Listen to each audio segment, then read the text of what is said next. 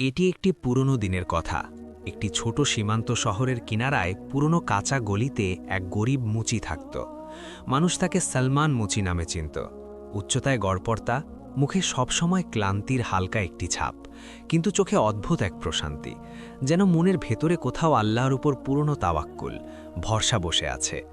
পোশাক সবসময় সাধারণ, হাঁটুতে ঘষে যাওয়া সালোয়ার, রংচটা কুর্তা, পায়ে পুরনো চটি। আর সেই কাছা বাড়ির একটি ছোট ঘরে দুই এতিম বাচ্চাও তার সাথে থাকত। একজনের নাম ছিল হামিদ, বয়স আনুমানিক ৯-১০ বছর, রোগা পাতলা আর মায়াবী চোখের। আর অন্যজন ছোট মেয়ে আতিয়া, যার বয়স বড়জোর ৭-৮ বছর হবে। মুখে নুরানি এক সারল্য, উস্কো খুস্কো চুল, কিন্তু হাসলে যেন পুরো ঘরের দৈন্যদশার মধ্যেও আলো ছড়িয়ে পড়ত। এই দুই বাচ্চা আসলে সালমানের নিজের সন্তান ছিল না, বরং পুরনো প্রতিবেশীর ছিল, যারা দুর্ভিক্ষের এক বছরে মহামারী আর খিদের মুখে দুনিয়া ছেড়ে চলে গিয়েছিল। আর যাওয়ার সময় তাদের মা সালমানকে কাঁদতে কাঁদতে শুধু এটুকুই বলেছিল, ভাই, যদি সম্ভব হয় তবে এই দুজনকে নিজের সন্তানের মতো সামলে নিও, আল্লাহ তোমাকে এর প্রতিদান দেবেন। এরপর সেই মহিলা কাফনে জড়িয়ে কবরে চলে গেল, কিন্তু তার শব্দগুলো সালমানের হৃদয়ে আমানত হয়ে রয়ে গেল। সেদিন থেকেই সালমান মুচি নিজের সামান্য রুজি রোজগার থেকে এই দুই নরম প্রাণের অংশ বের করে নিল। নিজে কম খেত, চেষ্টা করত যেন বাচ্চাদের পেটে অন্তত শুকনো রুটি আর ডাল নিশ্চয়ই যায়। সকাল হতেই সে ছোট এক ভাঙাচড়া চৌকির ওপর নিজের সরঞ্জাম রাখত, পুরনো সুই সুতো, চিমটা, আঠার শিশি আর জোড়ায় জোড়ায় পুরনো জুতো। কারো মেরামত করতে হতো, কারো তলা বদলাতে হতো। ঘরের বাইরে মাটির উনুন, যার ওপর আতিয়া কখনো কখনো ছোট রুটি সেঁকত, তখন ধোঁয়ার সাথে তার অবুজ কাশির শব্দও শোনা যেত। সেদিনও ফজরের সময় পেরিয়ে সকালের আলো ছড়িয়ে পড়ছিল, আকাশে নীল ছায়া আর হালকা মেঘ ছিল। গলিতে তখনও পুরোপুরি কর্মচাঞ্চল্য আসেনি, শুধু দু একজন মানুষকে মসজিদ থেকে ফিরতে দেখা যাচ্ছিল। সালমান অজু করে এলো, বাচ্চাদের মাথায় হাত বুলিয়ে মোলায়েম স্বরে বলল, চলো ওঠো আমার বাঘেরা, ফজর হয়ে গেছে। হামিদ, তুই নামাজ পড়বি না আজ? হামিদ ঘুম জড়ানো চোখে পাশ ফিরল, তারপর তৎক্ষণাৎ উঠে বসল। জি চাচা, আমি তো সবসময়ই পড়ি। এ কথা বলে ছোট এক কলস থেকে পানি বের করল। ঠান্ডা পানি হাতে পড়তেই হালকা কাঁপুনি হলো, কিন্তু সে অজু সম্পন্ন করল।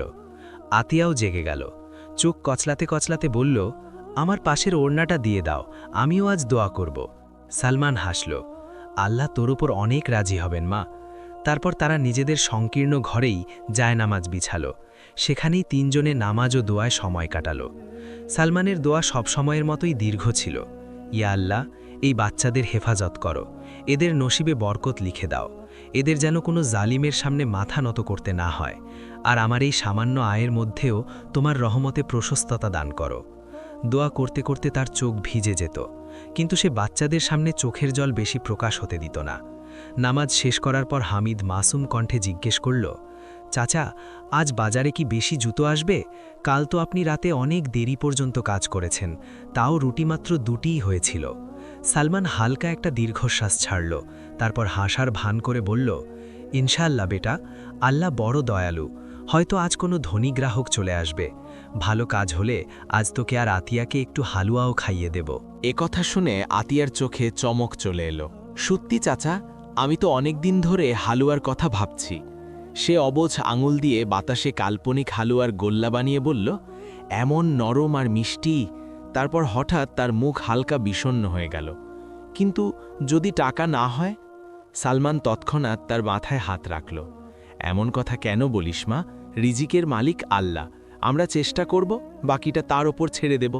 তুই শুধু নিজের মন পরিষ্কার রাখ, সবর কর, তিনিই আমাদের জন্য যথেষ্ট। বেলা বাড়ার সাথে সাথে গলিটা জীবন্ত হয়ে উঠতে লাগল। দূর থেকে উঁচু কেল্লার বুরুজ দেখা যাচ্ছিল, যেখান থেকে এই দেশের বাদশাহ জামশেদ শাহের পতাকা উড়ছিল। এমন একজন বাদশাহ যার নাম শুনলেই গরিবদের মনে ভয়ের ঢেউ খেলে যেত। সে শহরের ওপর এত ভারী কর চাপিয়ে দিয়েছিল যে ছোট ছোট দোকানদাররাও প্রতি মাসের শেষে কাঁপতে থাকত। না জানি কখন মহলের মুন্সি আর সিপাহীরা এসে দোকানে তালা লাগিয়ে দেয়, অথবা তাদের চাবুকের সাজা দেয়। বলা হতো যে জামশেদ শাহের খাজানায় সোনাদানার নদী জমা ছিল, কিন্তু শহরের গলিগুলোতে খিদে আর নগ্নতা এমনভাবে ঘুরে বেড়াত যেন কোনো ভবঘুরে ছায়া, যা প্রতি ঘরের চৌকাঠে নিজের প্রতিচ্ছবি রেখে যেত। সেদিনও সকালের পর বাজারের দিক থেকে শোরগোলের একটি হালকা ঢেউ এলো। কেউ এসে খবর দিল আজ বাদশার মিছিল বের হবে। পুরো বাজারের দোকানপাট পরিষ্কার পরিচ্ছন্ন রাখো, রাস্তায় যেন কোনো ময়লা না থাকে, আর সবাই নিজ নিজ করের হিসাব তৈরি রাখো। সিপাহীরা তল্লাশি করতে আসবে। এই কথা গলি গলি ছড়িয়ে পড়ল। সালমানের কাছে না কোনো দোকান ছিল, না সে সরাসরি বাজারে বসত। সে তো গলির মোড়ে এক পুরনো নিম গাছের নিচে নিজের চৌকি পাতত। সেখানেই তালি লাগাত, সেখানেই মজুরি নিত। কিন্তু কর থেকে বাঁচার উপায় কোথায়? 2 মাস আগেই মুন্সির পক্ষ থেকে নোটিশ এসেছিল যে চামড়াজাত কাজ অর্থাৎ জুতোর মেরামত করা কারিগররাও এখন বার্ষিক কর দেবে, না হলে আর্থিক জরিমানা আর শারীরিক সাজা উভয়ই ভোগ করতে হবে। সালমান সেই কাগজটি নিজের সিন্দুকে লুকিয়ে রেখেছিল, যাতে হামিদ আর আতিয়ার চোখে সেটি না পড়ে, অন্যথায় তাদের অবুঝ মনে আরও বোঝা বেড়ে দিত। দুপুরের দিকে সূর্য যখন মাথার ওপর এলো, গরম বেড়ে গেল, ধুলো উড়ছিল আর মানুষের চলাফেরা দ্রুত হয়ে যাচ্ছিল। সালমান নিজের খাম কুর্তার হাত দিয়ে মুছতে মুছতে এক পুরনো জুতোর তলা লাগাচ্ছিল। তখনই হামিদ ধরফর করা কণ্ঠে জিজ্ঞেস করল, চাচা, যদি আমরা কর না দিই তবে কি হবে? হয়তো সে গলির অন্য কোনো বাচ্চার কাছে এই কথা শুনেছিল। সালমান কিছুটা ঘাবড়ে গেল। তুই এই সব কথা নিয়ে চিন্তা করিস না বেটা, এগুলো বড়দের ব্যাপার। কিন্তু হামিদ কি আর চুপ থাকার পাত্র ছিল? কিন্তু আমি বড় হতে চাই, আমিও শিখতে চাই। যদি বাদশাহ ভালো হতেন তবে গরিবদের থেকে কর কেন নিতেন? এ কথা শুনে সালমানের হাত এক মুহূর্তের জন্য থমকে গেল। মনে হলো কেউ যেন ফেলে আসা স্মৃতির দরজা খটখটালো। সে গভীর শ্বাস নিল। সব বাদশাহ ভালো হয় না আমার খোকা। কারো কারো কাছে দুনিয়ার দৌলত চোখের ওপর পর্দা ফেলে দেয়, কিন্তু আল্লাহর নজর থেকে কিছুই লুকোনো নেই। আজ সে যত খুশি জুলুম করে নিক, কাল তাকেও হিসাব দিতে হবে। তার স্বরে অদ্ভুত এক বিশ্বাস ছিল, যা হামিদের হৃদয়ে গেঁথে গেল। সে চুপচাপ সালমানের হাতের ক্ষিপ্রতা দেখতে লাগল, যা জুতোর ওপর তালি লাগাচ্ছিল, যেন নিজের ভাগ্যের ওপর সবরের তালি লাগাচ্ছে। কিছুক্ষণ পর গলির বাঁক থেকে শোরগোলের একটি ঢেউ তীব্র হয়ে এলো। ঢোলের হালকা আওয়াজ, ঘোড়ার খুঁড়ের শব্দ, সিপাহীদের চলার শব্দ আর মানুষের নিজেদের মধ্যে ফিসফিসানি। বাদশাহ আসছেন, বাদশার মিছিল। কিছু বাচ্চা তো দৌড়ে রাস্তার দিকে চলে গেল দেখার জন্য। হামিদের চোখও চকচক করে উঠল। চাচা, আমিও দেখি, আমি তো কখনো কাছ থেকে বাদশাকে দেখিনি। আতিয়াও মাসুমভাবে বলল, লোকে বলে তার পোশাকে সোনার সুতো থাকে, সত্যি চাচা? সালমান কিছুক্ষণ ভাবল, তারপর নরম স্বরে বলল, দূর থেকে দেখে নিস, বেশি সামনে যাস না। সিপাহীরা মেজাজি হয়, গরিব বাচ্চাদের ওপর অকারণেই ক্ষেপে যায়। আর আতিয়া, তুই এখানেই আমার কাছে থাক। তুইও দরজা দিয়ে উকি মারতে পারিস, কিন্তু বাড়ি থেকে দূরে যাবি না। ভয় তার স্বরে স্পষ্ট বোঝা যাচ্ছিল। সে হামিদের কাঁধে হাত রেখে তাকে বোঝালো, যেমনই মিছিল পার হয়ে যাবে তখনই ফিরে আসবি, ঠিক আছে? হামিদ মাথা নেড়ে গলির মোড় পর্যন্ত দৌড়ে গেল। সেখান থেকে প্রধান রাস্তা পরিষ্কার দেখা যেত। কিছুক্ষণের মধ্যেই মিছিল নজরে এলো। সবার আগে সিপাহী, তাদের পেছনে বাজারের কিছু ধনী মানুষ, আর মাঝখানে রাজকীয় ঘোড়ায় বসা জমশেদ শাহ। লম্বা গড়ন, মুখে কঠোরতার রেখা, ঘন দাড়ি, চোখে অহংকার আর প্রচণ্ড প্রতাপ। তার পোশাকে সত্যিই সোনারূপার কারুকাজ ছিল, গলায় ভারী হার, মাথায় মুকুট। মিছিলের দুই পাশে বাচ্চা আর মহিলারা বিস্ময়ে তাকে দেখছিল। কিছু লোক ভয়ে চোখ নিচু করে রেখেছিল। সিপাহীদের হুকুম ছিল যেন কেউ চোখের দিকে চোখ না রাখে, অন্যথায় একেও আদবের খেলাফ ধরা হবে। হামিদ প্রথমবার এত বড় আয়োজন দেখছিল।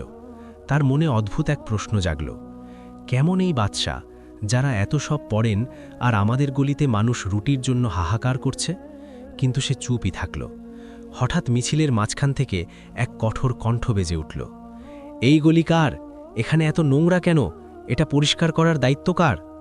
একজন মুন্সি সামনে এগিয়ে কাগজপত্র দেখল এবং সিপাহীদের দিকে ইশারা করে বলল, হুজুর, এটি সেই মহল্লা যেখান থেকে কর আদায় ঠিকমতো হচ্ছে না। বিশেষ করে এক মুচি আছে, 2 মাস ধরে হিসাব পরিষ্কার করেনি। বাদশাহ ভ্রু কুচকালেন। এই গরিবদের বেশি ছাড় দিলে এরা মাথায় চড়ে বসবে।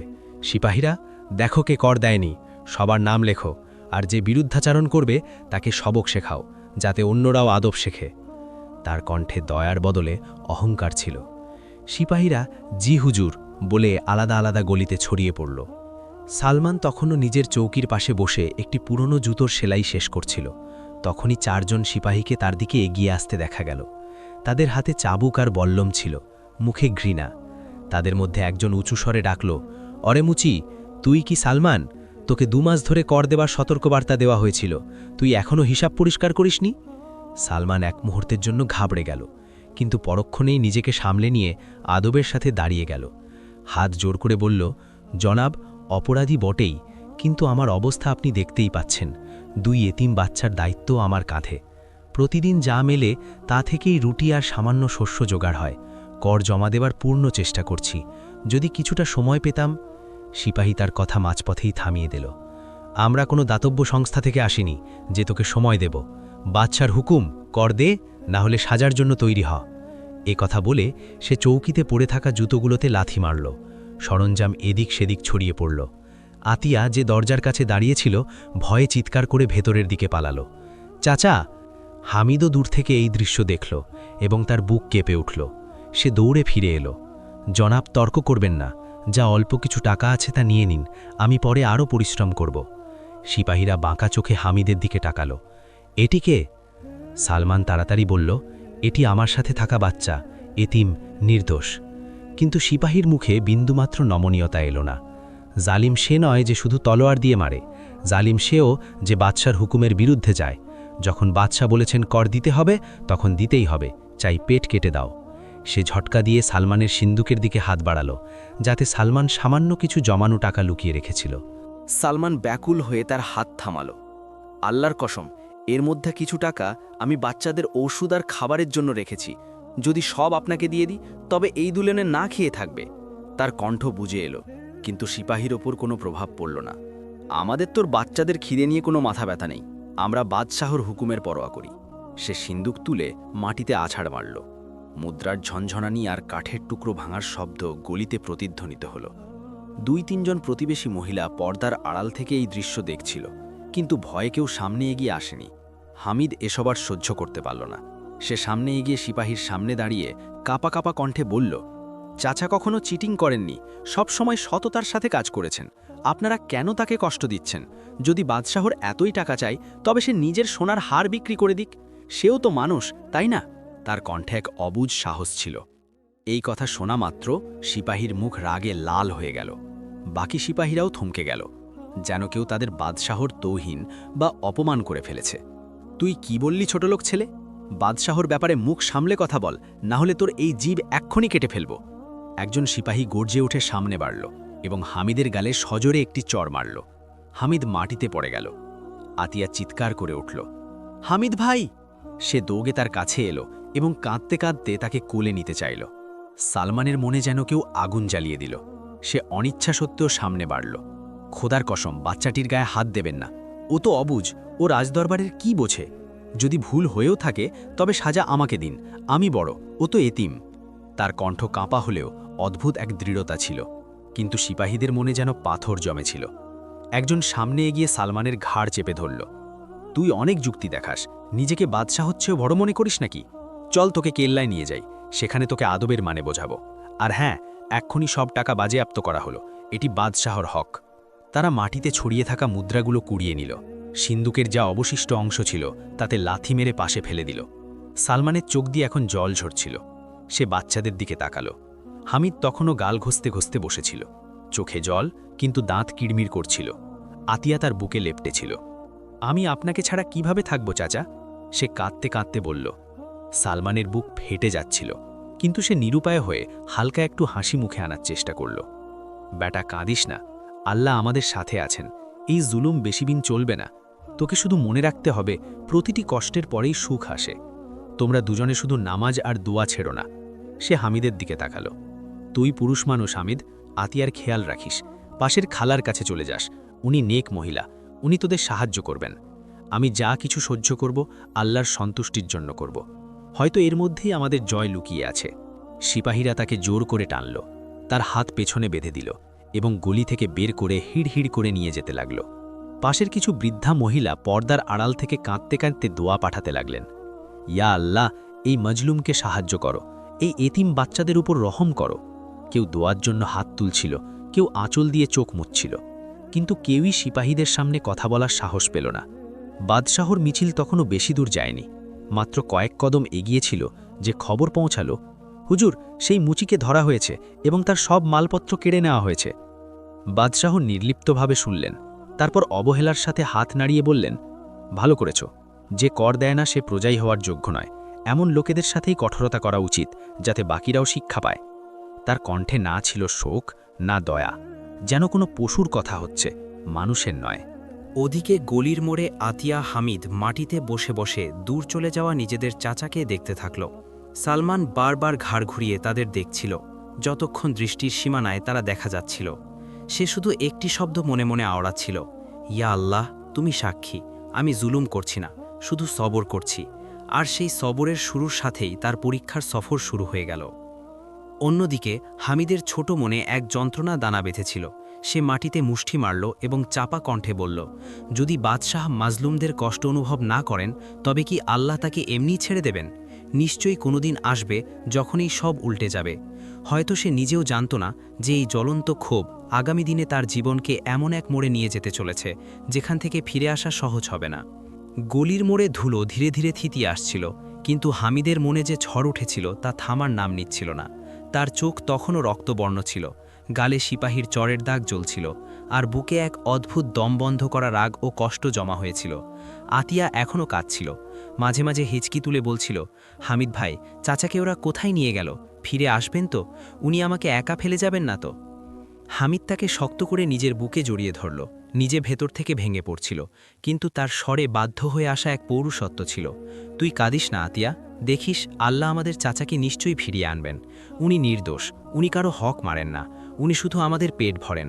আল্লাহ এমন বান্দাদের ছাড়েন না। তোকে কসম, কান্না থামিয়ে দে। কিন্তু এই কথা বলতে গিয়ে তার নিজের কণ্ঠও বুঝে এলো। চোখ থেকে জল পড়ে আতিয়ার উস্কো খুস্কো চুলে মিশতে লাগল। ঠিক সেই সময় তাদের বাড়ির সামনের বৃদ্ধা খালা, যাকে সবাই রুকাইয়া খালা বলতো, পর্দা সরিয়ে বাইরে এলেন। মুখে বলিরেখা, চোখে মমতা, হাতে পুরনো একটি ওড়না। তিনি ধীরে ধীরে বাচ্চাদের কাছে এলেন এবং ঝুঁকে বললেন, বেটা ওঠো, মাদিতে এভাবে বসে থাকলে পরিস্থিতির পরিবর্তন হয় না।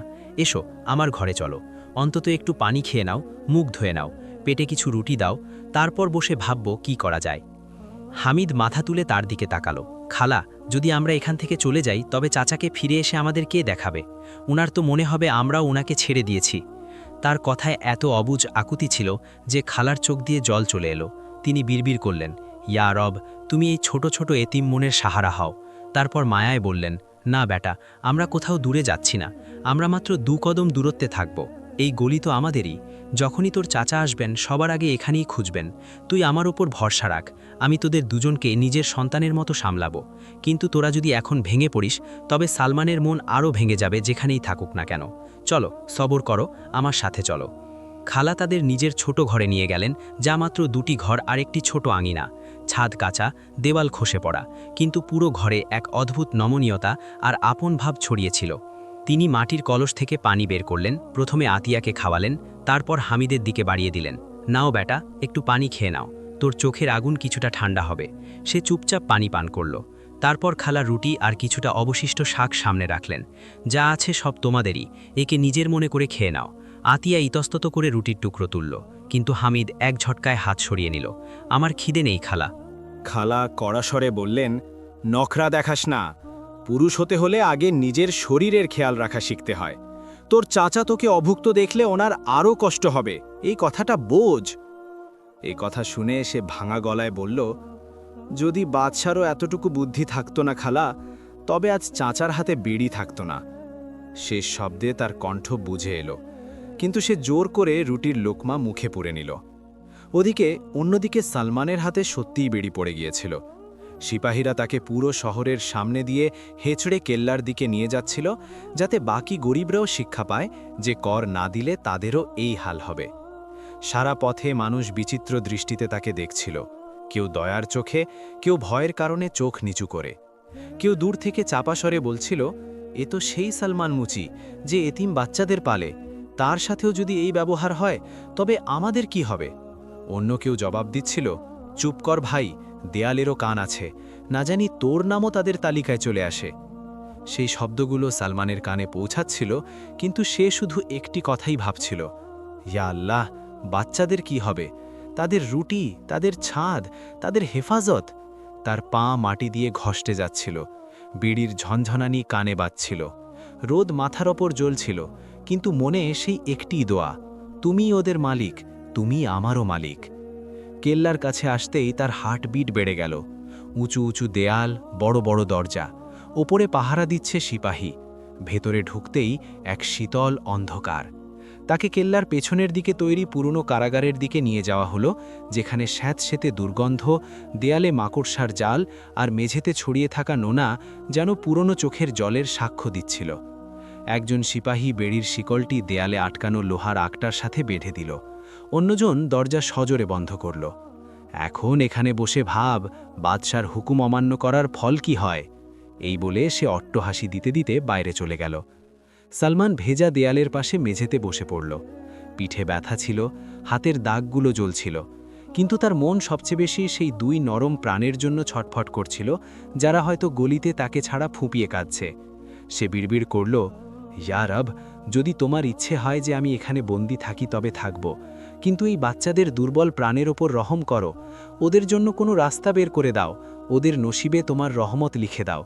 কিছুক্ষণ পর অন্ধকারে এক হালকা কাশির শব্দ শোনা গেল। কি এসেছে নতুন মাজলুম? সালমান চমকে গেল। অন্ধকারে চোখ কুচকে দেখার চেষ্টা করলে সামনের কোণে এক রোগা পাতলা বৃদ্ধ মানুষকে দেখতে পেল। তার দাড়ি সাদা, মুখ দুর্বল, কিন্তু চোখে নূরের হালকা এক চমক। তিনি মাথা তুলে বললেন, ভয় পাস না বেটা, আমিও তোর মতোই এখানকার মেহমান, শুধু তোর চেয়ে কয়েক বছর আগে এসেছি। সালমান আদবের সাথে জবাব দিল, আসসালামু আলাইকুম বাবা। বৃদ্ধ হাসলেন, ওয়ালাইকুম আসসালাম। তোর মুখ থেকে সালাম শুনেই বুঝলাম তুই কোনো নেক ঘরের লোক। বলতো কি গুনাহ করেছিস যেই শিকলে বাধা পড়লি? সালমান তিক্ততার সাথে হাসল, গুনাহ? যদি দুই ইতিম বাচ্চাকে পালন করা, কর দিতে দেরি করা আর বাদশাহর ব্যাপারে খারাপ না ভেবেও তার সিপাহীদের সাথে তর্ক করা গুনাহ হয়, তবে হ্যাঁ, আমি অনেক বড় গুনাহ করে ফেলেছি। সে সব কথা খুলে বলল। বৃদ্ধ দীর্ঘশ্বাস ছাড়লেন। বেটা, এরা মাটির পৃথিবীর বাদশা। এদের নিজেদের লোকেদের খিদে নজরে আসে না, এদের কাছে শুধু খাজানার সিন্ধুকই বড়। কিন্তু তুই ঘাবড়াস না, এদের জুলুম সব সময় চলবে না। আমি নিজের চোখে অনেক বাদশাহর তখত উঠতে আর নামতে দেখেছি। আসল বাদশা তো ওপরের জন, তার পাকড়াও থেকে কেউ বাঁচতে পারে না। সালমান জিজ্ঞেস করল, বাবা, আপনি কতদিন ধরে এখানে আছেন? বৃদ্ধ হালকা হাসির সাথে বললেন, অনেক বছর হয়ে গেছে, গুনতে ভুলে গেছি। শুধু এটুকুই মনে আছে যে যখন আমাকে বন্দি করা হয়েছিল তখন আমার দাড়িতে কালো চুলও ছিল, এখন তো সব সাদা হয়ে গেছে। আমার অপরাধ শুধু এটুকু ছিল যে আমি বাজারের মসজিদের মিম্বারে দাঁড়িয়ে বলেছিলাম, যে বাদশাহ নিজের প্রজাদের অভুক্ত রাখে সে আল্লাহর সামনে কিভাবে মাথা তুলবে। ব্যাস, পরের দিনই আমাকে বিদ্রোহের অপবাদ দিয়ে এখানে পাঠিয়ে দেওয়া হলো। তারপর তিনি চোখ আকাশের দিকে তুললেন। কিন্তু আমি এখনও আশা হারিয়ে বসিনি। প্রতিদিন দোয়া করি যে আল্লাহ কাউকে যেন জাগিয়ে দেন, কারো মনে হিম্মত দেন, কেউ যেন ওঠে আর এই মাজলুমদের হকের কথা বলে। সালমান কথা শুনে নিজের চোখের জল মুছল। তার মনে হামিদের ছবি ভেসে উঠল। সে কিভাবে সিপাহীর সামনে দাঁড়িয়ে গিয়েছিল, কিভাবে সে বাদশাহর ব্যাপারে দ্বিধাহীনভাবে প্রশ্ন করেছিল। হঠাৎ তার মনে হলো হয়তো সেই ছোট বাচ্চাটি কোনো বড় উদ্দেশ্যের জন্য তৈরি করা হচ্ছে। সে ধীরে ধীরে বলল, বাবা, আমি আজ প্রথমবার আমার সেই ছোট বাচ্চাটির চোখে সেই চাহনি দেখেছি যা সব বড় বড় বিপ্লবের শুরুর চিহ্ন হয়। আমার ভয়ও লাগে, আবার আশাও জাগে। না জানি তার এই রাগ তাকে আর বিপদে ফেলে দেয়। কিন্তু হয়তো আল্লাহ তার মাধ্যমেই কোনো কাজ নিতে চান। বৃদ্ধ হাসলেন, যে বাচ্চারা মাজলুমদের কষ্ট অনুভব করে না বেটা, তারা বিফলে যায় না। হয় তারা নিজেরা পরিবর্তন হয়ে ওঠে, না হলে আল্লাহ তাদের মাধ্যমে অন্য কাউকে বদলে দেন। তুই শুধু তোর বাচ্চাদের জন্য দোয়া করতে থাক, তোর দোয়া তাদের জন্য ঢাল হয়ে দাঁড়াবে। ওদিকে সন্ধ্যা নেমে আসছিল, গলির ওপর আকাশের রং পাল্টাচ্ছিল, কিন্তু হামিদের চোখ থেকে ঘুম অনেক দূরে ছিল। রুকাইয়া খাবা তাদের নিজের ঘরের কোণের ঘরে শুইয়ে দিয়েছিলেন, কিন্তু আতিয়া বারবার পাশ ফিরছিল। হামিদ ভাই, চাচা রাতে ভয় পাবেন না তো? ওখানে অন্ধকার থাকবে, ওনার তো অন্ধকারকেও ভয় লাগে, উনি সবসময় প্রদীপ জ্বালিয়ে ঘুমাতেন না? প্রতিটা প্রশ্ন তার অবুঝ মনের ক্ষতগুলো দেখাচ্ছিল। হামিদ ছাদের দিকে তাকিয়ে বলল, চাচা যদি ভয়ও পান তবে আল্লাহকে ডাকবেন, আর আল্লাহ কাউকে একা ছাড়েন না, বিশেষ করে তাদেরকে যারা এতিমদের লালন পালন করে। তুই তোর চাচার শক্তি জানিস না, উনি বাইরে থেকে দুর্বল মনে হন কিন্তু ভেতর থেকে অনেক শক্ত। এ কথা বলতে বলতে তার কণ্ঠ দুর্বল হয়ে এলো। সে বালিশে মুখ লোকালো যাতে আতিয়া তার চোখের জল না দেখে, কিন্তু খালা যে দরজার পেছন থেকে এসব শুনছিলেন তার চোখও ভিজে এলো। তিনি আকাশের দিকে তাকিয়ে বললেন, ইয়া রব, এই বাচ্চাদের সবরের বদলা এদের দুনিয়াতেই দেখিয়ে দাও, এদের এমন এক সাহারা দাও যা এদের ভাগ্যকে উজ্জ্বল করে দেয়। পরের দিন সকালে শহরে এক নতুন খবর শোরগোল ফেলে দিল। কেল্লায় কাজী এ শহরকে ডাকা হয়েছিল যাতে তিনি কিছু বিষয়ে বাদশাকে পরামর্শ দেন। কাজী ছিলেন একজন বয়স্ক ও নরম মনের মানুষ, যিনি জীবনভর কিতাব, কোরআন, হাদিস আর ইনসাফের নীতির সাথে কাটিয়েছেন। তিনি যখন কেল্লার ভেতর ঢুকলেন তখন কারাগারের দিক থেকে আসা কোরআন তেলাওয়াতের হালকা শব্দ শুনতে পেলেন। তিনি থেমে গেলেন। তেলাওয়াত সালমানের কণ্ঠেই ছিল। সে সারা রাত নিজের ভয় আর কষ্টকে কোরআনের শব্দে সাজিয়ে পড়ছিল যাতে মনের সান্ত্বনা হয়। কাজীর পা অজান্তেই সেই দিকে চলল। তিনি পাহারাদারকে জিজ্ঞেস করলেন, কে আছে যে এই অবস্থায়ও তেলাওয়াত করছে? পাহারাদার অবজ্ঞার সাথে জবাব দিল, কোনো গরিব মুচি, নাম হয়তো সালমান, 2 মাস ধরে কর দেয়নি, বাদশার হুকুমে বন্দী আছে। কাজীর মনে যেন চড় লাগল। তিনি বিড়বিড় করলেন, মুচি? এতিমদের পালনকারী সালমান? এ নাম তো আমি কোথাও শুনেছি। মনে পড়ল কিছুদিন আগে মসজিদের বাইরে এক বৃদ্ধ তাকে বলেছিলেন, কাজী সাহেব, একজন গরিব মুচি আছে যে 2টি এতিম বাচ্চাকে পালছে, যদি কখনো সুযোগ পান তবে তাকে একটু সাহায্য করবেন। তখন কাজী ব্যস্ততার কারণে নিজে যেতে পারেননি, কিন্তু আজ ভাগ্য তাকে সেই সালমানের কণ্ঠ পর্যন্ত টেনে এনেছে। তিনি ভেতরে উঁকি মারলেন। অন্ধকারে সালমানের ঝুঁকে থাকা ছায়া দেখা গেল।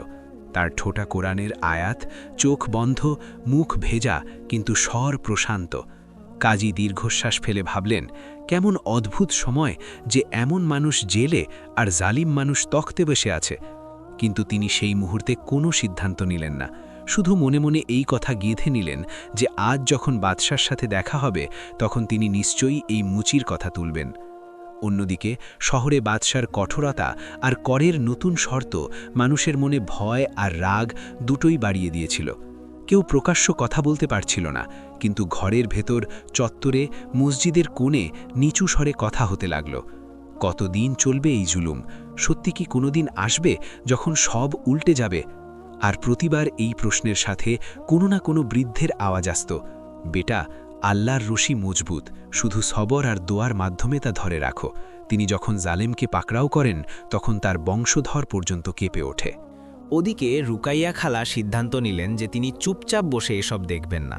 তিনি হামিদ আর আতিয়াকে সাথে নিয়ে একদিন ফজরের পর কাজীর বাড়ির দরজায় গিয়ে পৌঁছালেন। দরজায় চাকর আটকানোর চেষ্টা করল। কাজী সাহেব ব্যস্ত থাকেন, সাত সকালে কারো সাথে দেখা করেন না। কিন্তু খালা দৃঢ়তার সাথে বললেন, বেটা, ভেতরে গিয়ে শুধু এটুকু বল যে 2 এতিম বাচ্চা এসেছে, যাদের বাবার জায়গা নেওয়া একজন মুচি আজ বন্দী। আজ যদি আমাদের দরজা বন্ধ থাকে তবে কাল কেয়ামতের দিন আমরা অস্বীকার করব না যে আমরা তোমার দরজায় কড়া নেড়েছিলাম। চাকর তার এই কথা শুনে হতবাক হয়ে গেল। সে দ্রুত ভেতরে গিয়ে সব জানালো। কিছুক্ষণ পর স্বয়ং কাজী বাইরে এলেন, মুখে ক্লান্তি কিন্তু চোখে দয়ার ছায়া। তিনি বাচ্চাদের দেখেই বুঝে নিলেন যে বিষয়টি কতটা নাজুক। ভেতরে এসো, তিনি ধীরে বললেন। ভেতরে বসে যখন খালা পুরো ঘটনার বর্ণনা দিলেন, কিভাবে সিপাহীরা করের নামে সালমানের সব কেড়ে নিল, কিভাবে হামিদকে মারল, কিভাবে বাচ্চাদের সামনে বেইজ্জতি করল, তখন কাজীর চোখ ভিজে এলো। তিনি বিড়বিড় করে বললেন, ইয়া আল্লাহ, তুমি আমাকে এখনও কেন বাঁচিয়ে রেখেছ যদি আমি তোমার বান্দাদের সাহায্য না করি? তারপর তিনি হামিদের দিকে তাকালেন। বেটা, তোমার নাম কি? হামিদ হালকা কিন্তু মজবুত কণ্ঠে বলল, আমার নাম হামিদ। তুমি তোমার চাচার ব্যাপারে কি দেখেছ? হামিদ এক মুহূর্ত ভাবল, তারপর বলল, আমি শুধু এটুকু দেখেছি যে উনি কখনো আমাদের হক মারেননি, কখনো মিথ্যে বলেননি, কখনো চুরি করেননি, আর কখনো কারো কাছে হাত পাতেননি, শুধু আল্লাহর কাছে চেয়েছেন। যদি এমন মানুষ গুনাহগার হয় তবে আমাদের মতো কত মানুষই গুনাহগার হবে। তার শব্দে কষ্টও ছিল আর সত্যও ছিল। কাজী তার চোখের দিকে তাকিয়ে বললেন, তুমি জানো বেটা, যারা মাজলুমদের জন্য কথা বলে আল্লাহ তাদের কথা বিফলে যেতে দেন না। তারপর তিনি খালার দিকে তাকালেন। আজ আমাকে কেল্লায় যেতে হবে। আমি বাদশার সামনে এই বিষয়ের অবতারণা করব। যা কিছু করা সম্ভব করব। তোমরা দোয়া করো যেন আল্লাহ আমার শব্দে প্রভাব দান করেন। এ কথা শুনে হামিদের মন কিছুটা হালকা হলো, কিন্তু পুরোপুরি নয়। সে মনে মনে সিদ্ধান্ত নিল যে যদি আজ কাজীও তাদের কথা না মানেন, তবে সে নিজে কোনোভাবে বাদশার সামনে দাঁড়াবে। তার বুকে সেই পুরনো ক্ষোভ আবার জেগে উঠল। আল্লাহ কি তাকে এমনিই ছেড়ে দেবেন? না, নিশ্চয়ই কোনো দিন আসবে যখন সব উল্টে যাবে। আর সেই জ্বলন্ত ক্ষোভের সাথে তার মনে এক নতুন সংকল্প জন্ম নিল। সে এখন শুধু কান্নাকাটি করা এতিম থাকবে না। সে তার চাচার নির্দোষিতা, তার ছোট বোনের হেফাজত আর তার মতো সমস্ত মজলুম বাচ্চাদের হকের জন্য কিছু না কিছু নিশ্চয়ই করবে, চাই পথ যতই কঠিন হোক না কেন। সে তখনও জানত না সেই পথ কি হবে, কিন্তু রাতের অন্ধকারে কারাগারে বসে থাকা সালমান আর সকালের ঠান্ডা বাতাসে কাজীর দরজায় দাঁড়িয়ে থাকা হামিদ উভয়েই এক মালিকের সাথে দোয়ার সুপারি গেঁথে গিয়েছিল। আর যখন দোয়া আর জুলুম মুখোমুখি দাঁড়ায়, তখন বেশি দিন এক জিনিস টিকে থাকে না। সেদিন সকালে কাজিয়ে শহর যখন নিজের ঘর থেকে বেরোলেন, মনের ভেতর অদ্ভুত এক অস্থিরতা ছিল, যেন কোনো অদৃশ্য সুতো তাকে কেল্লার দিকে টেনে নিয়ে যাচ্ছে।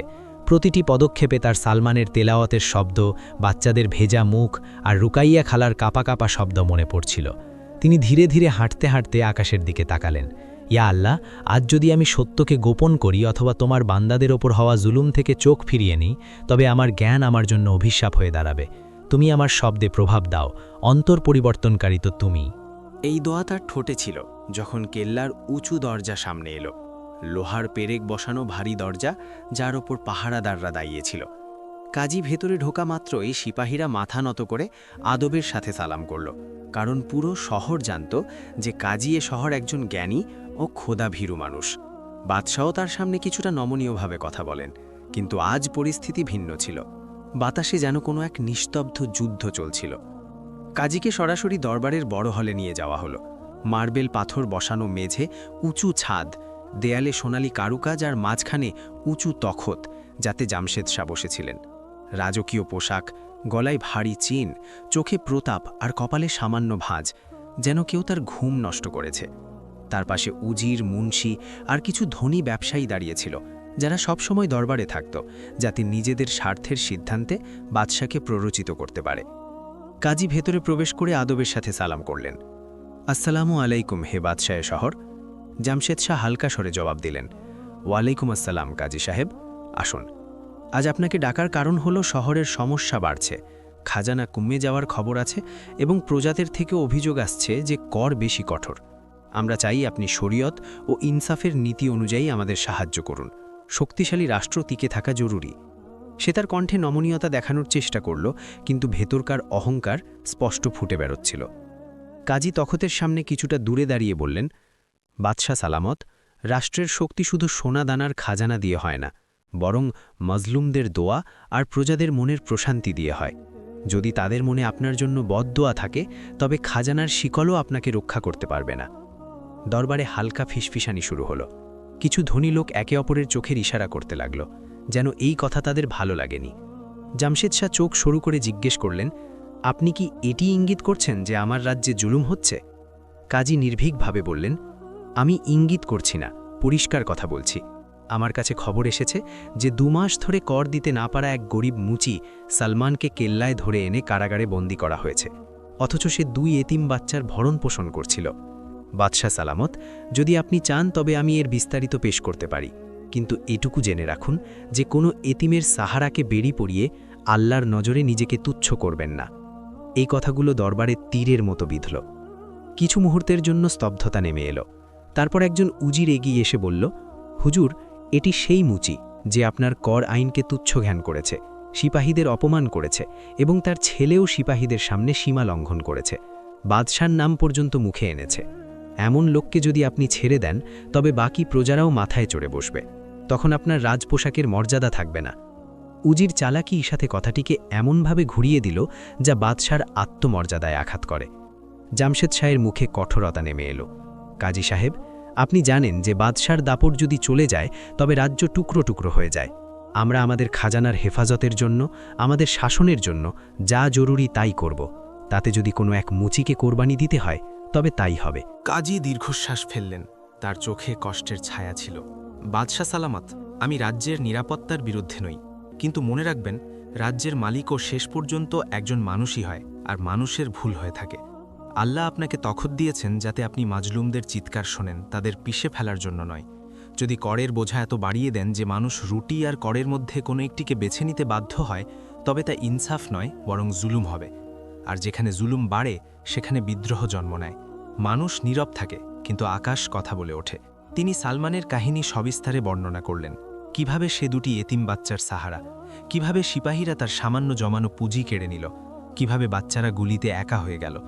দরবারে বসে থাকা কিছু লোক নিজেরাও ভেতরে ভেতরে সংকুচিত হয়ে গেল, কিন্তু কেউ মুখ খুলে সমর্থন জানালো না।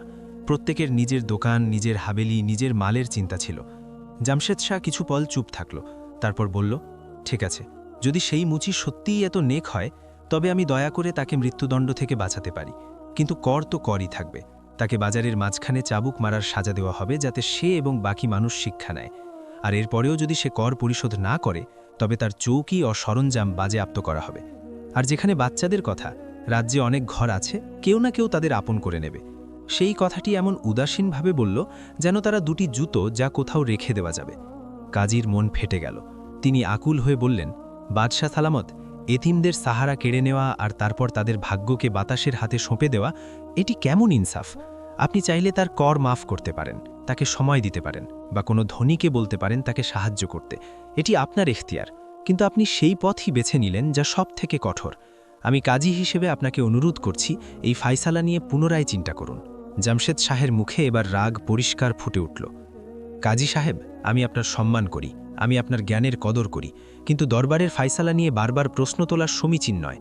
আপনি নিজের সীমার মধ্যে থাকুন, শরীয়তের কথা বলুন, রাজ্যের রাজনীতি আমাকে করতে দিন। এই বলে সে হাতের ইশারায় মুন্সিকে ডাকল। লিখে নাও, কাল জোহরের পর বাজারে এই সালমান মুচিকে 20টি চাবুক মারা হবে, আর এই সাজা রাজ্যের পক্ষ থেকে কর প্রদানে অলসতা করা ব্যক্তিদের জন্য উদাহরণ হয়ে থাকবে। এই শব্দগুলো কাজীর মনে চাবুকের মতো লাগল। তিনি দেখলেন, উজির এবং কিছু ধনী ব্যবসায়ী হালকা হাসি লুকানোর চেষ্টা করছে, যেন কোনো দুর্বলের ঘাড়ের ওপর নিজের পা আরও শক্তভাবে রেখে দিয়েছে। কাজী শেষ চেষ্টা করে বললেন, হুজুর, আমি একটি কথা শুধু আল্লাহকে সাক্ষী রেখে বলছি, মাজলুমের, এতিমের চোখের জল আর বৃদ্ধা মায়ের বদ্দোয়া কখনো বৃথা যায় না। আজ যদি আপনি এই ফায়সালা জারি রাখেন, তবে হতে পারে এই এক মুচি সাজা পাবে, কিন্তু আগামী দিনে এই চাবুক আপনার তখতের গোড়াতেও পড়তে পারে। আমি নিজের বিবেকের হেফাজতের জন্য এই কথা বলছি, বাকিটা আপনার ইচ্ছা। জামশেদ শাহের মুখের রং পলকের জন্য বদলে গেল, কিন্তু অহংকার তার মনের ওপর পর্দা ফেলে রেখেছিল। কাজী সাহেব, আপনি আপনার কাজ করুন, হুকুম দেওয়া আমার কাজ। আপনি আপনার কাজ করেছেন, এখন আমাকে আমার কাজ করতে দিন। সে উদাসীনভাবে ইশারা করল এবং পাহারাদাররা কাজীকে আদবের সাথে কিন্তু বাধ্য হয়ে বাইরের দিকে নিয়ে যেতে শুরু করল। কাজীর পা ভারী ছিল, মনে কষ্ট, চোখে ভেজা রাগ। তিনি বিড়বিড় করলেন, ইয়া আল্লাহ, আমি তোমার বান্দার পক্ষে কথা বলেছি, এখন তুমি নিজেই তার উকিল হয়ে যাও। আমি এই জালিম ফায়সালা থেকে মুক্ত থাকতে চাই। ওদিকে শহরে এই খবর আগুনের মতে ছড়িয়ে পড়ল যে সালমান মুচিকে কাল বাজারে সবার সামনে চাবুক মারা হবে। কিছু লোক চাপা স্বরে বলতো, বেচারা মুচি, এতিমদের লালন পালনকারী, তার কি দোষ? আবার কেউ ভয়ে চুপ হয়ে যেত। ভাই, বাচ্চাদের সামনে এমন কথা বলিস না, বাদশাহের গুপ্তচর সব জায়গায় আছে। কিন্তু গলিকুচির ভেতরে, বিশেষ করে মাজলুমদের ঘরে এই খবর শুনে চোখ ভিজে আসছিল। রুকাইয়া খালা যখন এই খবর নিয়ে ফিরলেন, তার মুখ দেখেই হামিদ বুঝে গেল যে কিছু ভালো হয়নি। সে অস্থির হয়ে জিজ্ঞেস করল, খালা, কাজী সাহেব কি কিছু বললেন? চাচাকে কি ছেড়ে দেবেন? খালার চোখ থেকে জল ঝরতে লাগল। বেটা, তিনি নিজের পক্ষ থেকে পুরো চেষ্টা করেছেন, বাদশাহের সামনে তোমার চাচার নেকির কথা বলেছেন, কিন্তু বাদশাহের মন এখন পাথর হয়ে আছে। কাল বাজারের মাঝখানে তোমার চাচাকে চাবুক মারার হুকুম দিয়েছেন। এ কথা বলতে বলতে তার কণ্ঠ বুঝে এলো। আতিয়া এটি শুনল তো মনে হলো তার পায়ের তলা থেকে মাটি সরে গেল। না খালা, ওরা মিথ্যে বলছে তো। আমার চাচা এত ভালো, তিনি আমাদের রুটি দেন, আমাদের নামাজের চিন্তা করেন, তিনি কারো খারাপ চান না। তাকে কিভাবে চাবুক মারতে পারে? আল্লাহ কি দেখছেন না? সে জোরে জোরে কাঁদতে লাগল। তার ছোট শরীরটি কাঁপছিল। হামিদ তাকে শক্ত করে ধরে নিল। বাস আতিয়া, তুই কাঁদিস না, তুই অসুস্থ হয়ে পড়বি। তার নিজের কণ্ঠও ভেঙে যাচ্ছিল, কিন্তু সে ইচ্ছা করেই শক্ত থাকার চেষ্টা করছিল। সে খালার দিকে তাকালো। খালা, যদি বাদশাহ কাল সবার সামনে চাচাকে চাবুক মারেন, তবে কি আমরা ওখানে যেতে পারি না? চাচা যদি আমাদের না দেখেন, তবে ওনার মনে হবে আমরা ভয় পেয়ে গেছি, আমরা ওনার সঙ্গ ছেড়ে দিয়েছি। আমি তো ওখানে নিশ্চয়ই যাব, আমি ওনার সামনে দাঁড়িয়ে থাকব, যাই হয়ে যাক। তার চোখে সেই পুরনো আগুন জ্বলছিল। খালা ভয় পেয়ে বললেন, বেটা, তোর সাহস আর ভালোবাসার ওপর আমি জীবন উৎসর্গ করি, কিন্তু ওখানে সিপাহী থাকবে, ভিড় থাকবে, যে কোনো কিছু ঘটে যেতে পারে। যদি তুই ওখানে একটুও বেশি মুখ খুলিস তবে ওরা তোকেও। তিনি বাক্যটি শেষ করতে পারলেন না, কিন্তু ইশারা পরিষ্কার ছিল। হামিদ সাথে সাথে বলল, তবে কি করব খালা? ঘরে বসে চাচার চিৎকার শুনব? ওনার পিঠে চাবুক পড়বে আর আমি এখানে দেয়ালে মাথা ঠুকব? না, আমি এত দুর্বল নই। যদি আমি কিছু না করতে পারি তবে অন্তত তিনি এটি দেখবেন যে ওনার ছেলের মতো এতিম ছেলেটি ওনার সাথে দাঁড়িয়েছিল। তার এই কথা খালার বুক চিরে দিল। তিনি নিরুপায় হয়ে আকাশের দিকে হাত তুললেন। ইয়া রব, তুমি এই বাচ্চাদের মালিক, ওদের এমন পরীক্ষায় ফেলে দিলে যেখানে সব দিকে বিপদ। ওদের সামলে নিও। ওরা যদি বাজারে যায় তবে ওদের কদমের হেফাজত করো, ওদের জিপকে তালা লাগিয়ে দিও যেখানে সেটি ওদের জন্য বিপদ হয়ে দাঁড়াবে, আর সেখানেই খুলে দিও যেখানে তুমি চাও যে ওরা সত্য বলুক। ওদিকে কারাগারে সালমানকেও সাজার খবর দেওয়া হলো। একজন সিপাহী ঠান্ডা স্বরে বলল, কাল জহরের পর তোকে বাজারে নিয়ে যাওয়া হবে। ওখানে 20টি চাবুক তোর পিঠে পড়বে। এটি বাদশাহের হুকুম। যদি আগে কর পরিশোধ করতি তবে আজ এই দিন দেখতে হতো না। এ কথা বলে সে হেসে উঠল। সালমানের মুখে অদ্ভুত এক প্রশান্তি এলো। সে শুধু এটুকু জিজ্ঞেস করল, আমার বাচ্চাদের কি ওখানে আসতে দেওয়া হবে? সিপাহী কাঁধ ঝাঁকিয়ে বলল, যদি ওরা ভিড়ের মধ্যে থাকে তবে কে আটকাতে পারে, কিন্তু আমরা কাউকে বিশেষ করে ডাকতে যাব না। এই কথা বলে সে চলে গেল। সালমান দেওয়ালের সাথে হেলান দিয়ে বসে পড়ল, চোখ বন্ধ করল, আর মনে এই চিন্তা এলো, আমার বাচ্চাদের চোখের সামনে আমার পিঠে চাবুক পড়বে। ওদের আত্মার উপর দিয়ে কি যাবে? তার চোখ দিয়ে জল ঝরতে লাগলো, কিন্তু তারপর সে নিজেকে সামলে নিল। ইয়া আল্লাহ, আমি তোমার পথের সাবার করব। শুধু এটুকু করো যেন আমার বাচ্চাদের মনে ক্ষোভ আর ঘৃণা ভরে না যায়। তুমি ওদের বুকে ঈমান আর তাওয়াক্কুল তৈরি করো, যাতে ওরা তোমার ফয়সালায় রাজি থাকে। যদি এই কষ্ট আমার গুনাহের কাফফারা হয় তবে আমি একেও তোমার করুণা মনে করে সয়ে নেব, কিন্তু আমার বাচ্চাদের পথভ্রষ্ট হওয়া থেকে বাঁচাও। রাত ধীরে ধীরে নেমে এলো। গলির দেওয়ালে ছায়া দীর্ঘ হলো। বাতাসে ফিসফিসানি ছিল, যেন প্রতিটা ইট কাউকে বলছে কাল বড় কিছু হতে চলেছে। মানুষ নিজের ঘরের ভেতরে বসেছিল, বাইরের দরজা বন্ধ, কিন্তু মনে বাজারের দৃশ্য ঘুরছিল। কেউ বলছিল আমি দূর থেকেই দেখব, কেউ বলতো আমি তো যাবই না, না হলে আমার আত্মা কেঁপে উঠবে। কেউ ভয়ে ভয়ে ফিসফিসাত, কোনো না কোনো দিন এই চাবুক ফিরে এই তখ্তের দেওয়ালে পড়বে। কিন্তু পরক্ষণেই নিজে চুপ হয়ে যেত। কাজী সাহারও সেই রাতে ঘুমের ওষুধের মতো দোয়া পড়লেন, কিন্তু চোখে ঘুম এলো না। তিনি বারবার এপাশ ওপাশ করে ভাবতে থাকলেন, আমি বাদশার সামনে যা বলার ছিল বলেছি, কিন্তু এটুকুই কি যথেষ্ট? এমন কি নয় যে আমার জ্ঞান, আমার পদমর্যাদা আমার কাছে আরও বেশি সাহসের দাবি করছে? আমার কি কাল বাজারে উপস্থিত থাকা উচিত নয়, যে যখন সেই চাবুক সালমানের পিঠে পড়বে তখন আমি নিজের চোখে দেখি যে জুলম কত নিচে নেমে গেছে, যাতে আমি বাদশাহের চোখে তাকিয়ে শেষবারের মতো বলতে পারি এখনও সময় আছে। তার বিবেক তার ভেতর থেকে ডাক দিচ্ছিল, এবং তিনি অবশেষে ফয়সালা করলেন যে কাল তিনি ভিড়ের মধ্যে একজন সাধারণ মানুষের মতো নয়, বরং নিজের পদমর্যাদার সাথে বাজারে উপস্থিত থাকবেন। ওদিকে সেই রাতে চাঁদ গলির ওপর হালকাভাবে উদিত হয়েছিল। খালা হামিদ আর আতিয়াকে নিজের কোলে বসিয়ে শোয়ানোর চেষ্টা করলেন, কিন্তু দুজনের চোখে ঘুম কোথায়। আতিয়া ধীর স্বরে বলছিল, হামিদ ভাই, যখন চাচাকে চাবুক মারবে তখন কি তিনি খুব জোরে চিৎকার করবেন? তার এই প্রশ্ন হামিদের বুকে তীরের মতো লাগল। সে উল্টে শুয়ে পড়ল, নিজের মুখ দেওয়ালের দিকে ফিরিয়ে নিল, ঠোঁট কামড়ে বলল, তুই এই প্রশ্ন করিস না আতিয়া। শুধু ভাব যে চাচা যা কিছু সইবেন আল্লাহ উনার প্রতিটি চিৎকার শুনছেন, কোনো চিৎকার বৃথা যাবে না। আর যদি চাচা কাঁদেনও তবে এই কান্না আল্লাহর পথে হবে, যা কিয়ামতের দিন আমাদের জন্য ঢাল হবে। তার কথা কানের চেয়ে নিজের মনকে বোঝানোর জন্য বেশি ছিল। কিছুক্ষণ পর সে চোখ বন্ধ করে ফয়সালা করল যে কাল আমি শুধু দেখতে যাব না, আমি চাচার পক্ষ থেকে কিছু বলবো। আমি বাদশাহের সামনে না পারি, অন্তত তার সিপাহী আর মানুষের সামনে নিশ্চয়ই বলবো যে আমরা অপরাধী নই, মাজলুম। সে জানত না যে সেই দিন তার এই শব্দগুলো অন্য কারো মনেও আগুনের স্ফুলিঙ্গ হিসেবে কাজ করবে কিনা, কিন্তু তার ভেতরের কষ্ট এখন চুপ করে থাকতে প্রস্তুত ছিল না। রাত কেটে গেল। ফজরের আজানের আওয়াজ শহরের আকাশকে হালকা আলোয় ভরিয়ে দিল। কেল্লার ভেতরে পাহারাদাররা জেগে গেল। কাজী অজু করে নামাজ পড়লেন এবং সালমানের জন্য বিশেষ দোয়া করলেন। গলিতে রোকাইয়া খালা বাচ্চাদের উঠিয়ে তাদের মুখ ধুইয়ে দিলেন। চোখের জল মুছিয়ে দিয়ে কম্পিত স্বরে বললেন, যদি তোরা কাল বাজারে যাস তবে আল্লাহর নাম নিয়ে যাবি, কারো সাথে ঝগড়া করবি না, শুধু তোদের চাচার পাশে দাঁড়িয়ে থাকবি আর দোয়া পড়তে থাকবি। আমিও দূর থেকে সব দেখব, যদি আমার সাধ্যে কুলায় তবে তোদের সাথেই চলব। তার চোখে ভয়ও ছিল, ভালোবাসাও, আর আল্লাহর উপর ভরসাও। অন্যদিকে কারাগারে সালমানকে বেড়িসহ তোলা হচ্ছিল। সিপাহী তার শিকল ধরে বাইরের দরজার দিকে নিয়ে যাচ্ছিল। বৃদ্ধ কয়েদি, যে কাল রাতে তার সাথে দেখা করেছিল, নিচু স্বরে বলল, বেটা, যদি আজ তোর শরীরে চাবুক পড়ে তবে নিজের মনকে শুধু একটি কথা মনে করাস, এটি সব সময়ের খেলা, আর জালেমের আঘাত তো আরও ছোট হয়। আল্লাহ তোকে একা ছাড়বেন না। সালমান ঘুরল, তার চোখে জল চিকচিক করছিল। বাবা, আমার বাচ্চাদের জন্যেও দোয়া করবেন। বৃদ্ধ 2 হাত তুলে দিলেন। ইয়া আল্লাহ, এই মুচির বাচ্চাদের সেই সম্মান আর আলো দিও যা কোনো বাদশাহর ছেলের ভাগ্যেও জোটেনি। আর এই দোয়া বাতাসে উড়ে না জানি কোথায় কোথায় পৌঁছে গেল। বাজারে আমের সেই দুপুর যেন পুরো শহরের জন্য পরীক্ষা হয়ে নেমেছিল।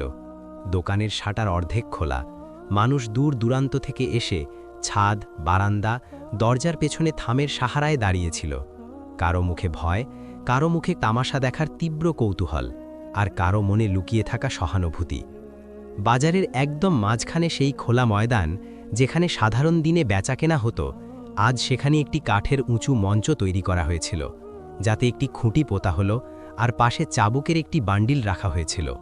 সিপাহীরা দেষ্টনী দিয়ে দাঁড়িয়েছিল, তাদের মুখে সেই কঠোর ও প্রাণহীন ছায়া, যেন কারো কষ্টও তাদের ভেতরে প্রবেশ করতে না পারে। দূর থেকে ঢোলের হালকা আওয়াজ এলো, আর কেল্লার দিক থেকে একটি মিছিল দেখা গেল, যার মাঝখানে বেড়িতে আবদ্ধ সালমান মুচি ছিল। কাঁধ ঝোঁকে পড়া, পোশাক ধুলোবালিতে মাখা, মুখে ক্লান্তি আর চোখে অদ্ভুত এক প্রশান্তি, যেন সে নিজের রবের ফয়সালায় রাজি হয়ে গেছে। তার সাথে 2 জন সিপাহী তার শিকল ধরে চলছিল। মিছিলের পেছনে পেছনে কিছু মুন্সি, দরবারি আর কিছু ধনী লোকও ছিল, আর সবার আগে কিছু দূরত্বে জমশেদ শাহের বিশেষ প্রতিনিধি এবং স্বয়ং বাদশাহর ঘোড়াও দেখা যাচ্ছিল, যাতে তিনি কিছুটা দূরে বসে এইসব নিজের চোখে দেখতে পারেন, যাতে তার তৃপ্তি হয় যে তার হুকুম পালন হয়েছে।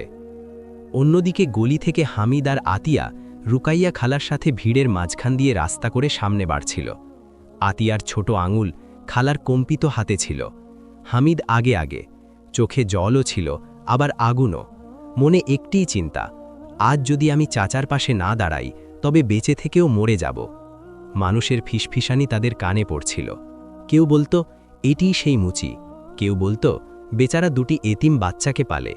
কেউ ভয়ে ভয়ে ফিসফিসাতো, বেশি মুখ চালাস না ভাই, সিপাহী শুনে ফেললে আমাদেরও এই হাল হবে।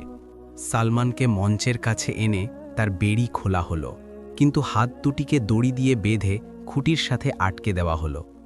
সিপাহী উঁচু স্বরে ঘোষণা করল, বাদশাহে শহর জামশেদ শাহের হুকুমে কর প্রদানে অলসতা, বাদশাহর আইনের অমর্যাদা এবং তার সিপাহীদের সামনে কটু কথা বলার অপরাধে এই সালমান মুচিকে আজ বাজারে 20টি চাবুক মারার সাজা দেওয়া হচ্ছে, যাতে প্রতিটি নাগরিক শিক্ষা নেয় এবং শাসকের কথাকে তুচ্ছ ধ্যান না করে। এটি বলতেই ভিড়ে চাঞ্চল্য সৃষ্টি হলো। কিছু মহিলা কাঁদতে লাগল, কিছু বৃদ্ধ লোক ইন্না লিল্লাহ পড়ল, আর কিছু যুবক ছেলের চোখে রাগের আগুন জ্বলে উঠল। কিন্তু সবাই নিজের নিজের ভয়ের খাঁচায় বন্দী ছিল।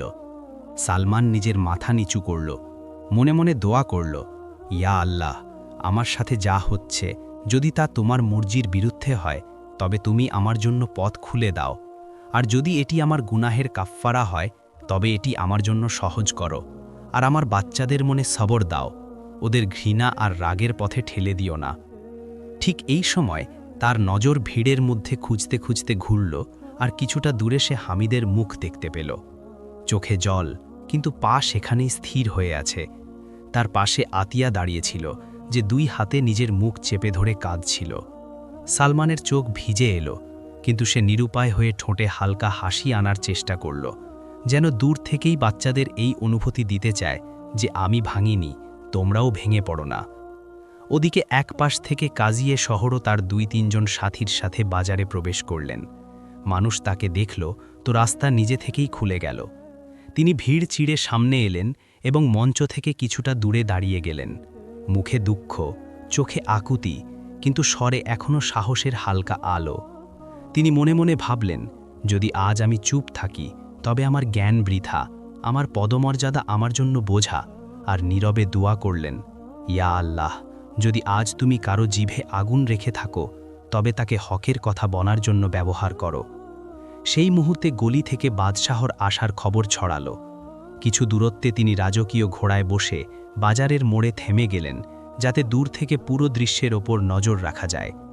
তার আশেপাশে সিপাহীদের বেষ্টনী ছিল, যাতে কোনো সাধারণ মানুষ সরাসরি তার কাছে পৌঁছতে না পারে। জামশেদ শাহ সেখান থেকে মঞ্চের দিকে তাকালেন। একটি রোগা পাতলা মুচি দড়িতে বাঁধা, দুটি অবুঝ বাচ্চা কাঁদছে, আর পুরো শহর সেই দৃশ্যের সাক্ষী। তার মনে এক মুহূর্তের জন্য হালকা দ্বিধা জাগল, কিন্তু অহংকার তৎক্ষণাৎ তাকে ধামাচাপা দিল। যদি আমি এখন পিছিয়ে যাই তবে মানুষ আমাকে দুর্বল ভাববে, আমার দাপট শেষ হয়ে যাবে। সে নিজেকে সান্ত্বনা দিল এবং হাতের হালকা ইশারায় সিপাহীকে অনুমতি দিল যে সাজা শুরু করা হোক। প্রথম চাবুক বাতাস চিরে সালমানের পিঠে পড়ল। তার পিঠ থেকে একটি হালকা আর্তনাদ বের হল, যা শোনামাত্রই আতিয়া বুক চেপে ধরে চিৎকার করে উঠল, চাচা! তার আওয়াজ পুরো বাজারে প্রতিধ্বনিত হল। হামিদের বুকে কিছু একটা ভেঙে যাওয়ার মতো মনে হল। সে দাঁত কিড়মিড় করল, কিন্তু জল নিজের থেকেই ঝরতে লাগল। মানুষ কেঁপে উঠল। কিছু মহিলা মুখ ঘুরিয়ে নিল যে এই দৃশ্য দেখা যাবে না। দ্বিতীয়, তৃতীয়, চতুর্থ চাবুক। প্রতিটি আঘাতের সাথে পিঠের চামড়া কেটে যাচ্ছিল, পোশাক ছিঁড়ছিল, শরীর ঝিকিয়ে উঠছিল, আর বাজারের বাতাসে কষ্টের এক নতুন ঢেউ উঠছিল।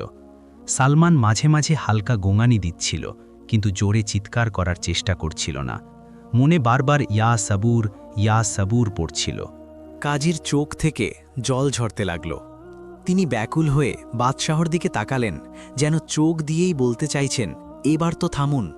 কিন্তু দূর বসে থাকা বাদশাহর মুখ পাথরের মতো প্রাণহীন মনে হল।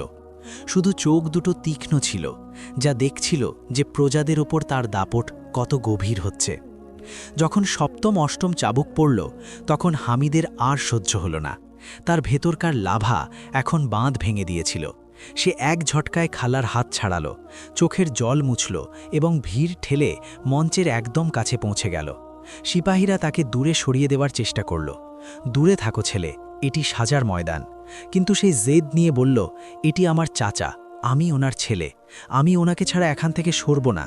তার কণ্ঠ রুদ্ধ হয়ে আসছিল আর কাঁপছিল, কিন্তু তার স্বরে যে সত্য ছিল সেটি কিছু মুহূর্তের জন্য সিপাহীদেরও চুপ করিয়ে দিল। পরের মুহূর্তেই যখন নবম চাবুক সালমানের পিঠে পড়ল, হঠাৎ হামিদ সামনে বাড়ল আর জোরে চিৎকার করল, বাস, অনেক হয়েছে। তার এই চিৎকার গলির দেওয়ালে ধাক্কা খেয়ে ফিরে এলো। পুরো বাজারে নিস্তব্ধতা নেমে এলো, যেন কেউ হঠাৎ বাতাস থামিয়ে দিয়েছে। সিপাহীর হাত বাতাসে থেমে গেল। ভিড়ের নজর সেই ছোট রোগা পাতলা ছেলেটির ওপর গিয়ে টিকল, যার চোখে জল ছিল, কিন্তু স্বর কোনো যুবক সিংহের মতো গর্জাচ্ছিল। দূর থেকে ঘোড়ায় বসা জামশেদ শাহ চমকে উঠলেন। তিনি সিপাহীকে ইশারায় থামালেন যে দেখো এটি কে বলছে। হামিদ দীর্ঘশ্বাস নিল।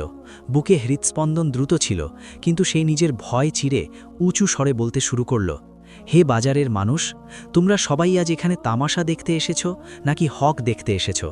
এই যে চাবুক আমার চাচার পিঠে পড়ছে, এটি শুধু ওনার চামড়া চিরছে না, এটি আমাদের সবার বুক চিরছে। আমার চাচা কার হক মেরেছেন, কার চুরি করেছেন, কার মাল লুটেছেন?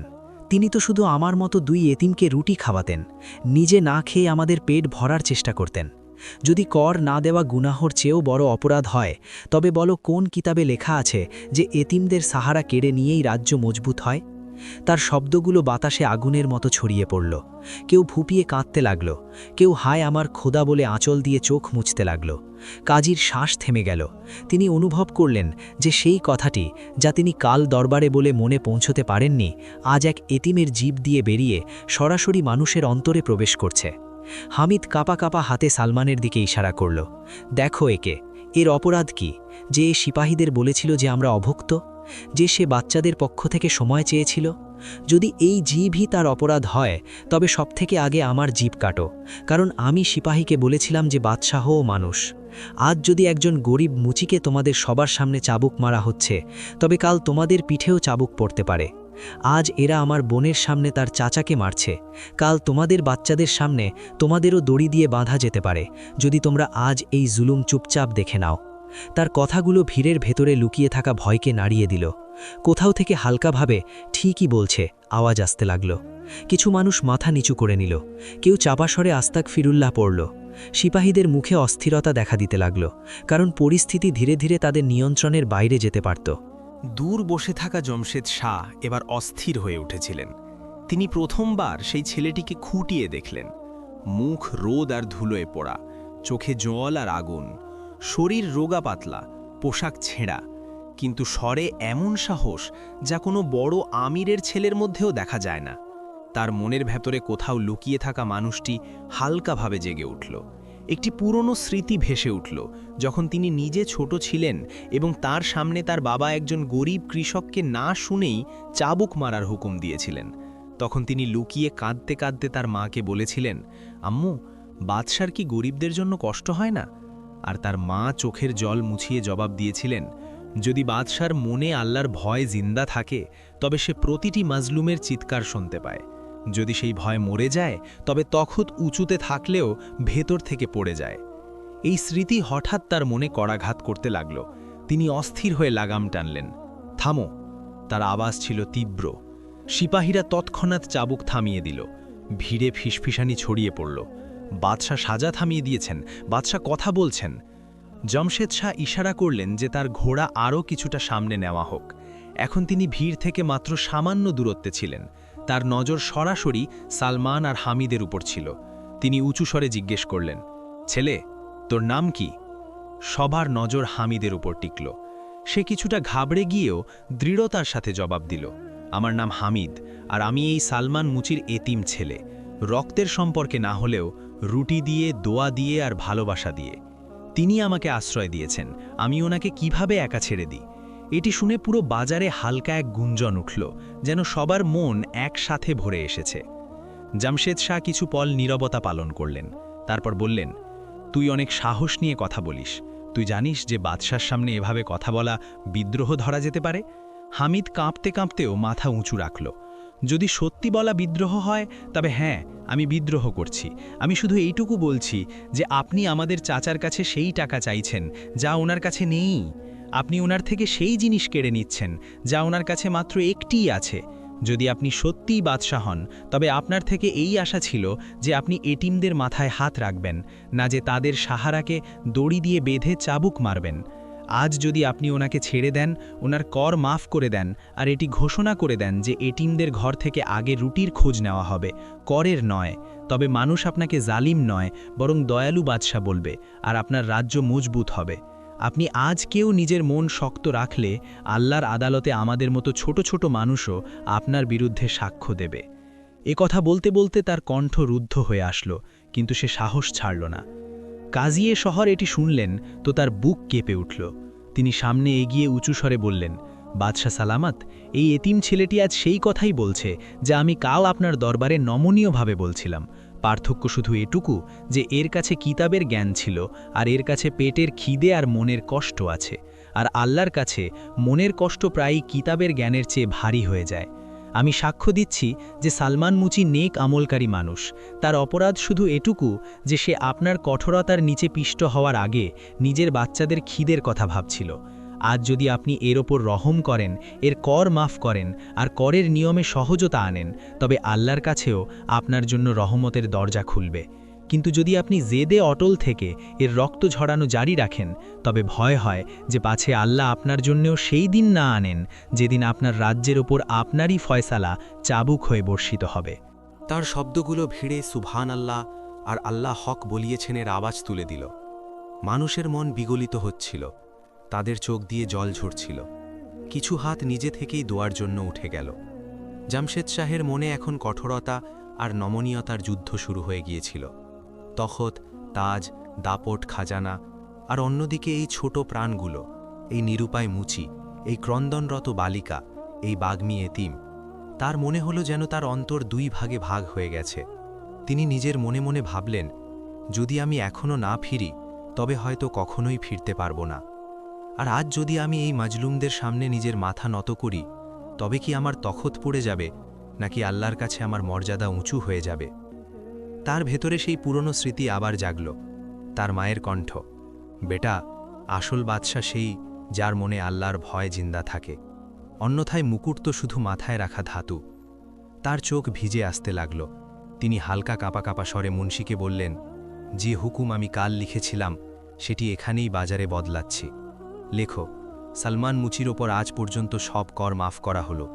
এর বকেয়া টাকা খাজানা থেকে পরিশোধ করা হবে, এবং এটি শাহী ঘোষণা হবে যে যে প্রজা দুটি এতিমকে পালন করবে তার ওপর কর সহজতা করা হবে।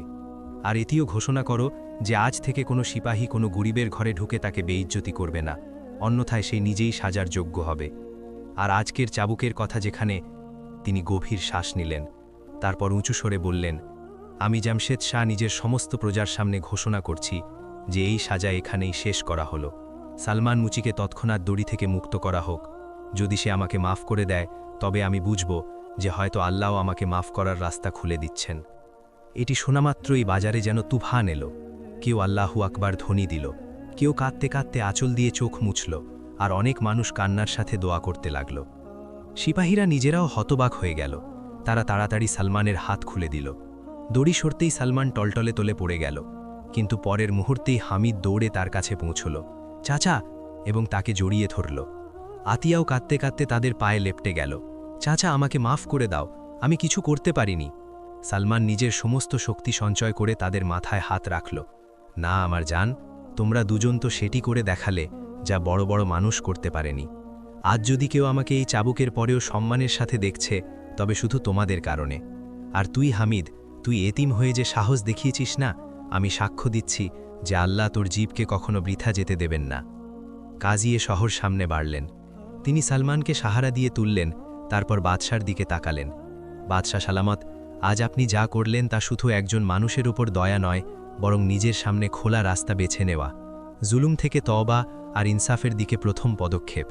আমি সাক্ষ্য দিচ্ছি যে যদি আপনি এইভাবেই সামনেও মাজলুমদের খেয়াল রাখেন, করে সহজতা আনেন আর সিপাহীদের দায়বদ্ধ করেন, তবে এই শহর আপনাকে দোয়া দেবে, বদদোয়া নয়। জমশেদ শাহ ঘোড়া থেকে নেমে আসলেন। তিনি কিছু কদম সামনে বাড়লেন এবং প্রথমবার পুরো প্রজার সামনে মাথা নত করে দাঁড়ালেন। তিনি উঁচু স্বরে বললেন, এই শহরের মানুষ, আজ আমি তোমাদের সামনে এটি মেনে নিলাম যে আমার কিছু ফয়সালা বাড়াবাড়ি ছিল। আমি আমার সিপাহীদের ওপর ভরসা করে তোমাদের ঘরের দৈন্য দশা দেখিনি। আজ এক এতিমের শব্দ, এক মুচির সাবার আর এক কাজীর নাসিহাত আমাকে নত করে দিল। আমি আল্লাহর কাছে তওবা করছি যে এখন থেকে আমার রাজ্যের নিয়ম এটিই হবে, যার ঘরে এতিম আছে, বিধবা আছে, বৃদ্ধ বাবা মা আছে, তার উপর কর সহজ হবে, এবং যে সিপাহী তার সাথে জুলুম করবে সে নিজেই সাজা পাবে। আর আমি এটিও ঘোষণা করছি যে সালমান মুচির দায়িত্ব এখন একা তার নয়, আমারও। আমি আমার খাজানা থেকে তার জন্য নতুন সরঞ্জাম, নতুন চৌকি আর তার বাচ্চাদের শিক্ষার ব্যবস্থা করব, যাতে এই বাচ্চারা শুধু জুলুমের গল্প না শোনে, বরং ইনসাফের জ্যান্ত প্রমাণ হয়ে ওঠে। তার কণ্ঠ কাঁপছিল, কিন্তু এখন তাতে অহংকারের জায়গায় লজ্জা আর সত্যিকারের সংকল্পের প্রতিফলন ছিল। এটি শুনে সালমানের চোখ থেকে জল ঝরতে লাগল। সে ধীর স্বরে বলল, বাদশা সালামাত, আমি একজন ছোট মানুষ, গরিব, দুর্বল, কিন্তু তবুও একটি কথা বলার সাহস করব। যদি আপনি আজ সত্যিই তওবা করে থাকেন, তবে আল্লাহর কাছে আশা করা যায় যে তিনি আপনাকে মাফ করে দেবেন। আমিও মন থেকে আপনাকে মাফ করছি। এই চাবুকগুলোকে আমি আমার রবের পক্ষ থেকে পরীক্ষা মনে করে ভুলে যেতে চাই। কিন্তু একটি অনুরোধ, কখনো কোনো এতিমের চিৎকারকে আপনার অহংকারের আওয়াজে ভুবে যেতে দেবেন না। যখনই তখতে বসবেন, এটি মনে করবেন যে কখনো একদিন বাজারে এক মুচির পিঠে আপনার হুকুমে চাবুক পড়েছিল, এবং সেই দিনই আপনি নিজেই সেই চাবুকগুলোকে আপনার তখত থেকে সরিয়ে নিজের মনের নমনীয়তার ওপর রেখেছিলেন। তার এই শব্দগুলো শুনে বাদশাহর চোখও ভিজে গেল। তিনি প্রথমবার এক গরিবের সামনে হাত বাড়িয়ে বললেন, দোয়া করো সালমান, যাতে আমি আমার ওয়াদার ওপর অটল থাকি। আর সালমান 2 হাত তুলে দোয়া করল, ইয়া আল্লাহ, এই বাদশাহর মনে আজ যে নমনীয়তা তুমি সৃষ্টি করেছ, তাকে কিয়ামাত পর্যন্ত নেকির উসিলা বানিয়ে দাও, এবং আমাদের সবাইকে এই বোধ দান করো যে সম্মান আর লাঞ্ছনা তোমার হাতে, তখত আর চাবুকের হাতে নয়। সেই দিনের পর সত্যি শহরের পরিবেশ বদলাতে শুরু করল। প্রশাসনে নমনীয়তা এলো, সিপাহীদের ওপর নজর রাখা হতে লাগল, আর যারা এতিমদের লালন পালন করত তাদের ঘরে বরকত দেখা যেতে লাগল। হামিদ আর আতিয়ার জন্য নতুন দরজা খুলে গেল। কাজী এ শহর নিজে তাদের শিক্ষার ব্যবস্থা করলেন। বাদশা তাদের জন্য পোশাক ও বইপত্রের বন্দোবস্ত করলেন। হামিদ যে কখনো গুলিতে জুতো তুলে খেলত, এখন সে জ্ঞান আর ইনসাফের কথা শিখতে লাগল, যাতে কাল সে কোনো মজলুমের জন্য আওয়াজ তুলতে গিয়ে এটি না বলে যে আমার জানা ছিল না। আতিয়াও ধীরে ধীরে হাসতে শিখল, কিন্তু তার চোখে সেই দিন বাজারের দৃশ্য সারা জীবনের জন্য গেঁথে গেল, যখন তার চাচার পিঠে চাবুক পড়ল, এবং তারপর সেই বাদশা যে এই জুলুম করিয়েছিল তাদের সামনে মাথা নত করে দাঁড়াল। আর সালমান মুচি, তার পিঠে লেগে থাকা দাগগুলো অনেক দিন পর্যন্ত ছিল। কখনো কখনো ব্যথাও উঠত, কিন্তু সে প্রতিটি ব্যথার সময় তার বাচ্চাদের বলতো, দেখো, এই দাগগুলো আমাদের মনে করিয়ে দেয় যে দুনিয়ার প্রতিটি জুলুম সব সময় চলে না। যদি মাজলুম সাবার, দোয়া আর হাকের সাথে দাঁড়িয়ে যায়, তবে আল্লাহ নিজেই জালিমের মনে ভয় ঢুকিয়ে দেন।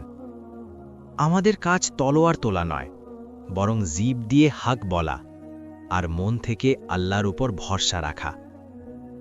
আর যখনই সে এই কথা বলতো, হামিদের চোখে সেই পুরনো আগুন কিন্তু এখন জ্ঞান আর বিনয় নিয়ে ঝেঁকিয়ে উঠত। আর সে মনে মনে ভাবত, সত্যিই কোনোদিন আসে যখন সব উল্টে যায়। পার্থক্য শুধু এইটুকু যে কারো সাবার ছোট হয়, কারো দীর্ঘ, কিন্তু যে সাবার করতে করতে আল্লাহর ওপর ভরসা রাখে, শেষ পর্যন্ত সেই সফল হয়। এটাই ছিল এই গরিব মুচি, দুই এতিম বাচ্চা আর একজন বদলে যাওয়া বাদশার গল্পের আসল শিক্ষা, যে জুলুম যতই উঁচু হোক না কেন, আল্লাহর আদালত তার থেকে অনেক ওপরে থাকে, আর যে অন্তরে বসানো তখত আছে, সেটি পাথরের প্রাসাদের চেয়ে অনেক বেশি মজবুত হয়।